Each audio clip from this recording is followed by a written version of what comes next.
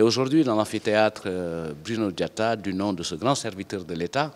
et diplômé de l'École nationale d'administration, s'est tenue cette conférence animée par le professeur Lee, qui est un professeur de renommée, économiste en chef de la Banque mondiale, professeur à l'université de Beijing, et qui est le père d'une réflexion sur une théorie économique qui s'appelle la nouvelle économie structurelle. Donc, il a partagé avec l'assistance l'expérience de l'industrialisation et de la marche vers l'émergence de la République populaire de Chine, en insistant sur 5 grands facteurs qui ont comme impact de consolider et construire l'émergence. Et à ce titre-là, je pense que le Sénégal,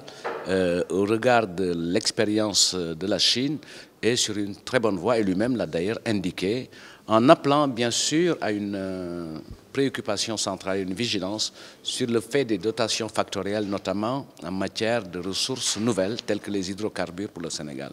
Mais on a eu au cours des échanges l'opportunité de lui indiquer que le Sénégal a pris toutes les dispositions, tant du point de vue de la gouvernance inclusive et partagée, avec la mise en place d'un comité d'orientation stratégique, le COS-Pétrogaz, et le Sénégal est en train d'adapter sa législation à travers une actualisation du code pétrolier pour prendre en charge les préoccupations de fiscalité, mais également les préoccupations de partage des ressources tirées de l'exploitation au profit des Sénégalais. Et enfin, 2 autres textes qui sont importants, l'un qui porte sur le contenu local, local content, pour indiquer les procédures et les activités et ce qui est attendu comme de ces activités au profit des Sénégalais. Et la 3e loi, elle porte sur la répartition des ressources avec une bonne partie qui est réservée aux générations futures, une autre partie à mettre dans le budget de l'État pour soutenir le développement, et puis une 3e partie qui serait au profit des Sénégalais contemporains. Donc, si ces dispositions sont adoptées et mises en œuvre, comme c'est le cas pour toutes les lois qui sont appliquées par le président Macky Sall,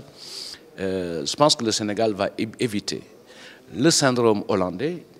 et évitera la malédiction du pétrole. Et d'ailleurs, en termes de conclusion, on a dit que si effectivement ceci se passait, l'expérience du Sénégal en matière de gestion des hydrocarbures pourrait être une expérience à partager de par le monde.